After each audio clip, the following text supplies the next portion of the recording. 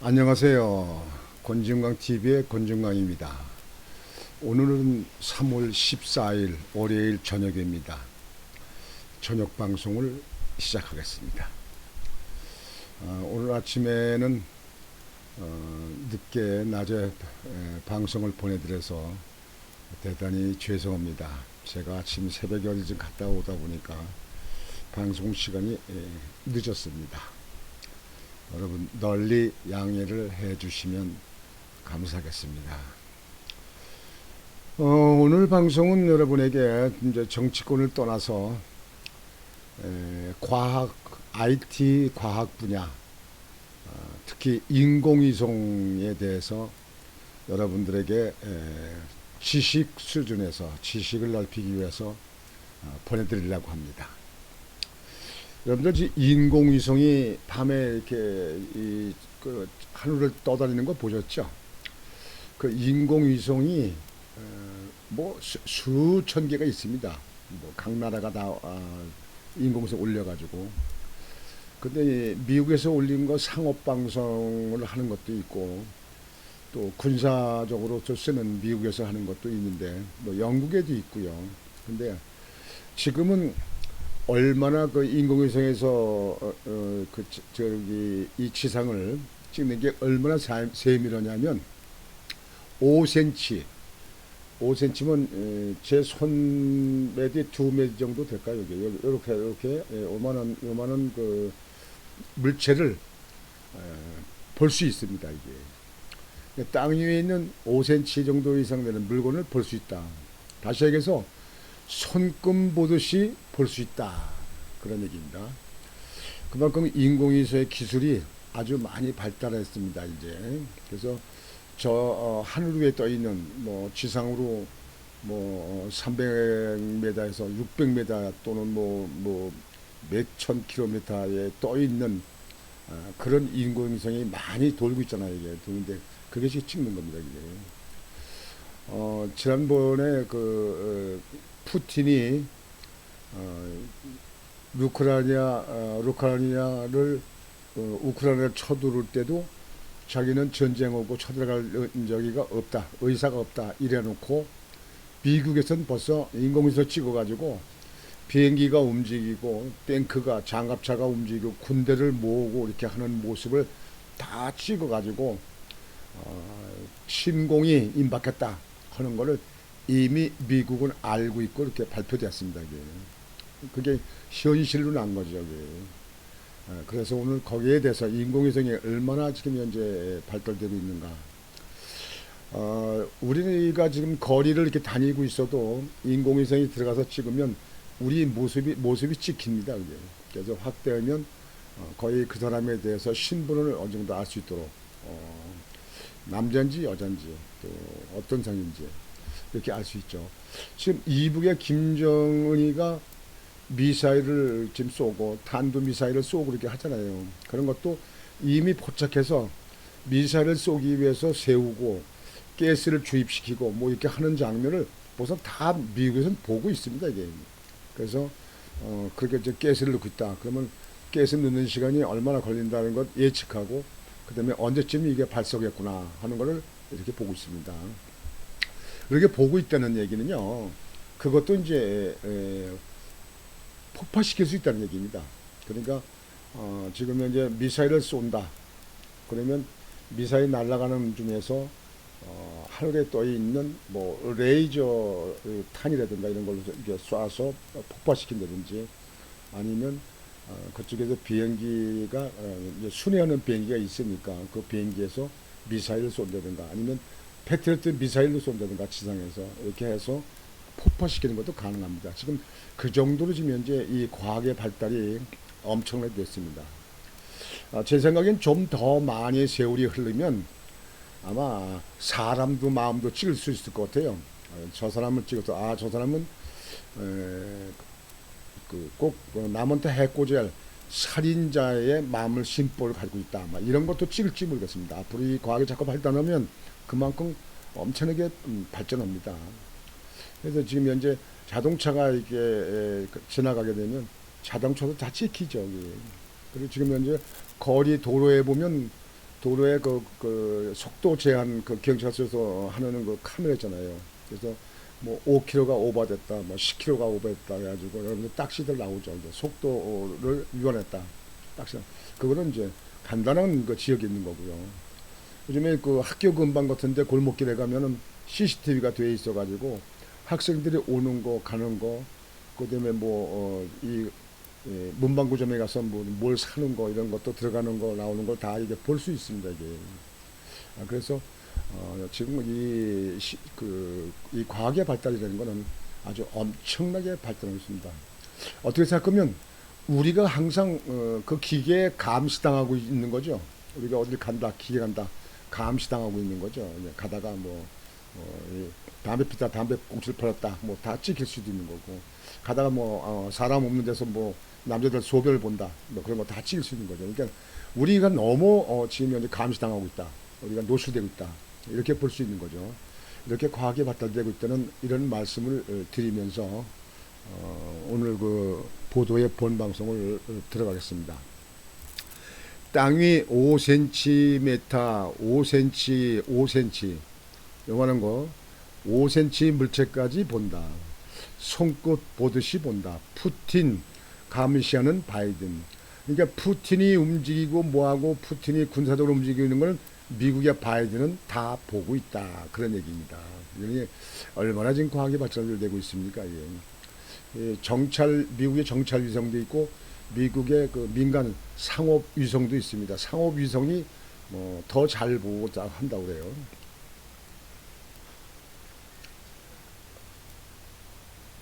지금 여기 이 사진을 보시면 이게 소련에서 그 지금 현재 그 미국의 비행기 같은 것들 이렇게 진열해 놓고 차량들도 오고 이렇게 하는 모습, 이렇게 움직이는 모습, 이거를 우크라이나 침략하기 전에 이미 미국에서는 다 이거를 위성으로 찍어서 이걸 들여다보고 이거 움직이는 상태를 볼 수 있다는 거죠. 그래서 이거를 만약 비행기 뜬다, 그러면 어느 방향으로 몇 대가 떴다, 어느 방향으로 간다, 이런 것도 이제 알 수 있다는 얘기죠.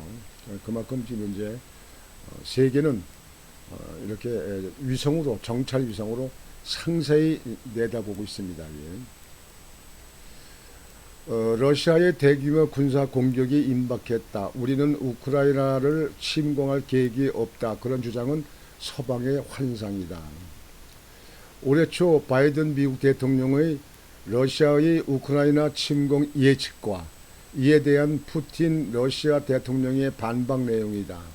푸틴의 거듭된 부인에도 불구하고 바이든의 예측은 정확히 현실로 드러났다. 우크라이나 쳐들어가지 않는다. 침공하지 않는다. 그렇게 푸틴이 얘기했잖아요. 근데 바이든은 침략할 것이다 라고 얘기했는데 정말 침략했잖아요. 이미 벌써 알고 있었다는 얘기죠. 러시아는 지난달 24일 오전 5시 우크라이나를 전면 침공했다. 미국은 러시아의 우크라이나 침공 계획을 어떻게 확신할 수 있었을까? 통신, 감청 등 여러 정보가 있겠지만 대표적인 첩보 자원 중 하나가 인공위성이다. 아직까지 러시아의 우크라이나 침공 과정을 찍은 미국 군사 첩보 위성 사진은 공개된 바 없다. 하지만 러시아군의 움직임은 지난해 말부터 미국 언론을 통해 공개된 민간 상업 위성의 사진으로도 어렵지 않게 확인할 수 있었다. 사진 속에는 러시아군 전투 전술단의 집결 상황, 새로 배치된 탱크와 대포 등이 낱낱이 드러났다. 미국 정보당국은 이런 상업위성의 성능을 훨씬 뛰어넘는 고성능 첩보위성 운영을 통해 러시아군의 움직임을 손바닥 들여다보듯 지켜보고 있었다. 실제로 바이든 미 대통령은 러시아의 침공 6일 전인 지난달 18일 향후 수일 내로 러시아군의 우크라이나를 침공할 것이라는 징후가 곳곳에서 포착되고 있다며 이게 바로 그간 우리가 예측해온 것과 정확히 일치한다고 말했다. 지금 이것이 이제 그 인공위성입니다. 이게 인공위성이고 인공위성에서 지금 현재 그 광학 지금 현재 그 현미경 같은 카메라 저기 인공위성이 떠 있으면서 이거 주기를 돌면서 이걸 찍어내는 겁니다. 찍어서 보여주는 겁니다.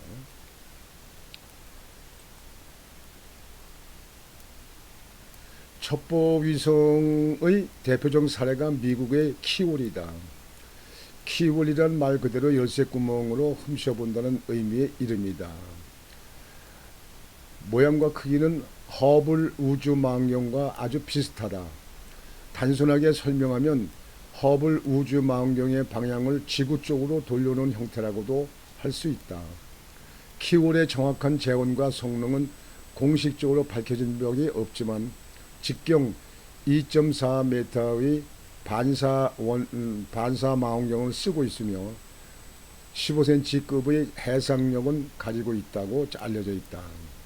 하지만 최대 고도 500에서 600km, 최저 고도 200에서 300km의 타원 궤도를 돌고 있기 때문에 가장 낮은 궤도에서 찍은 사진의 경우 해상도가 5cm에 달한다고 군사 전문가들은 얘기한다.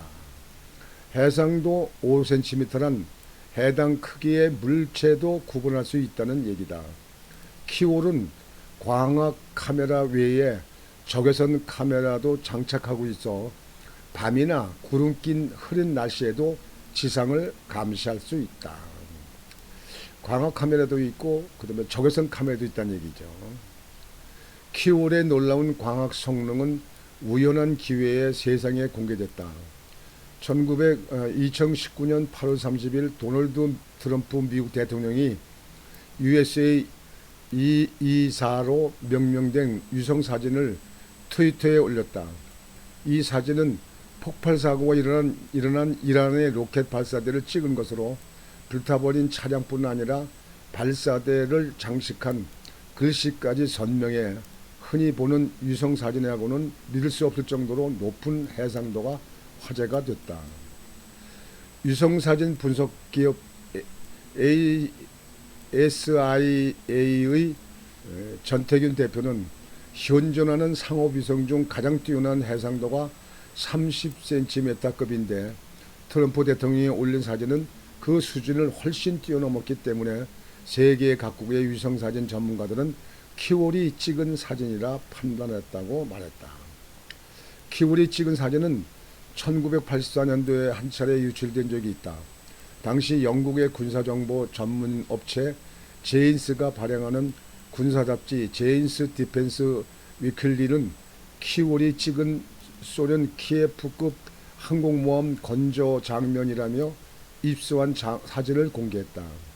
사진 속에는 당시 소련 해군 기지의 핵추진 항공모함 건조 풍경이 항공 촬영한 수준으로 자세히 나타나 있었다.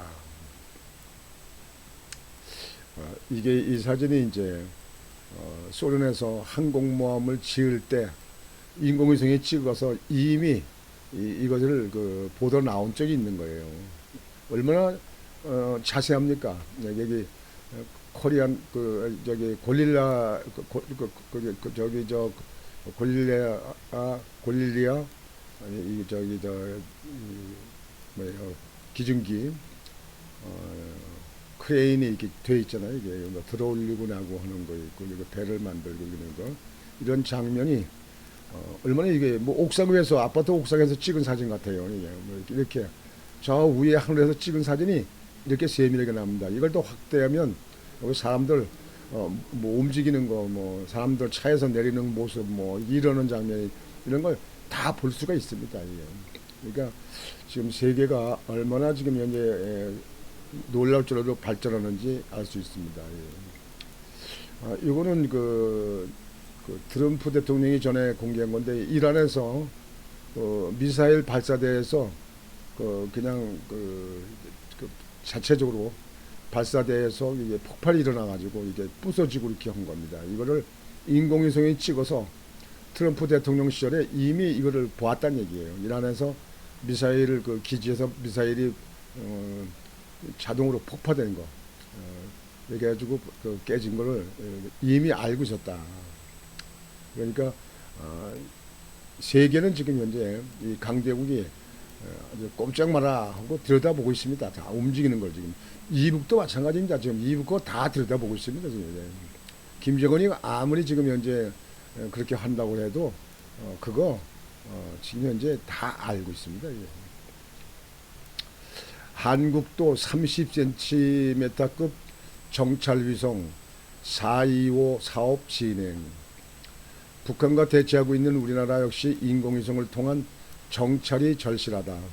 하지만 현재 한국이 보유한 최고성능의 인공위성은 해상도 70cm급 다목적 실용 위성 아리랑 3호에 불과하다.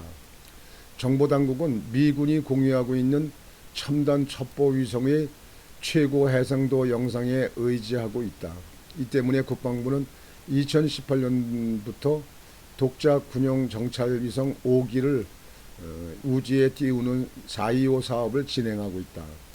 고성능 영상 레이더인 SAR을 탑재한 위성 4기와 해상도 30cm급 전자광학 및 적외선 센서를 단 위성 1기를 고도 600에서 700km 저궤도에 올려 북한을 2시간마다 정찰할 계획이다. SAR 레이더 위성은 광학 카메라 위성보다 해상도는 떨어지지만 밤이나 비가 오는 때에도 대상을 전천후로 정찰할 수 있다. 국방부는 또 425 위성의 2시간 감시 공백을 메우기 위해 해상도 1m급 초소형 군집 정찰 위성 총 30여 기를 고도 510km의 지구 궤도에 올리는 계획도 추가로 추진 중이다. 참여 기관인 한화 시스템의 관계자는 해상도는 425 위성이 높지만 하루에 지구 저궤도를 14바퀴 이상 도는 특성상 생길 수밖에 없는 실시간 감시의 공백을 최소형 군집 정찰 위성들로 상당 부분 메울 수 있게 될 것이라고 말했다. 정찰 위성은 앞으로 어디까지 발전할 수 있을까? 정보기술 IT의 발달로 위성 카메라의 성능이 계속 좋아지고 있는 데다 제임스 웹 우주망원경에서 보듯 지상에선 접어서 발사했다가 우주 궤도상에서 펼치는 방법으로 망원경의 구경을 넓혀 해상도를 올리는 방법 등도 가능해지고 있다. 황진영 항공우주연구원 책임연구원은 앞으로의 군용 정찰위성은 카메라의 해상도를 높이는 방법과 함께 대규모 군집 위성을 통해 실시간으로 감시하는 방식이 서로 보완해가며 진화할 것으로 보인다고 말했다. 그러니까 이제 우리나라 위성이 지금 현재 이렇게 도는 시간이 있잖아요. 한 번 돌고 또 2번 돈다. 그 사이에 캡이 있잖아요. 그러니까 그 캡을 그쪽에를 실시간으로 찍어야 되니까 그러니까 작은 위성들을 더 많이 띄워서 그 사이에 그 이북이면 이북에 있는 핵발전소라든가 뭐 미사일 쏘는다든가 그걸 실시간으로 찍는다 이게 계속 찍는다 이게. 그러니까 위성을 더 많이 보내는 거예요. 그건 적은 위성을 보내는 거죠. 그래서 이북을 감시한다. 물론 미국에서 지금 현재 감시하고 있는 것도 있는데 미국에서 한국한테 알려주는 것도 있고 또 미국이 자체적으로만 그냥 보관하고 안 알려주는 것도 있기 때문에 한국은 남북이 대치되어 있는 상태에서 보다 군사 첩보 위성 같은 거를 만드는 것은 필요하다. 이렇게 생각합니다. 우리는 방어적 목적으로 하는지요. 쟤네들은 지금 미사일, 핵미사일, 핵 탄도 이런 거를 지금 이북에서는 지금 현재 그걸 계속 시험하고 계속 발사하고 지금 현재 계속 좀 현재 연구하고 있잖아요. 근데 우리는 현재 그런 미사일은 쏘지 않잖아요. 근데 그러나 감시해서 그래서 미리미리 포착하고 있다가 윤석열 그 당선자가 말했듯이 이북에서 미사일을 쏠 그런 증거가 있으면 선제 타격을 한다. 거기다 우선권이 펄 쏜다 이거죠. 쏴가지고 부신다. 그거는 내가 볼 때는 아주 윤석열 당선자가 아주 시적절한 그리고 꼭 필요한 그런 조치를 했다고 생각합니다. 그래서 이북에서 남침하려고 하는 전쟁을 일으키려고 하는 그런 거를 마음도 먹지 못하게 사전에 방어하는 것은 그것이 우위를 입지를 강구하는 거기 때문에 꼭 필요한 조치라고 생각해야 합니다.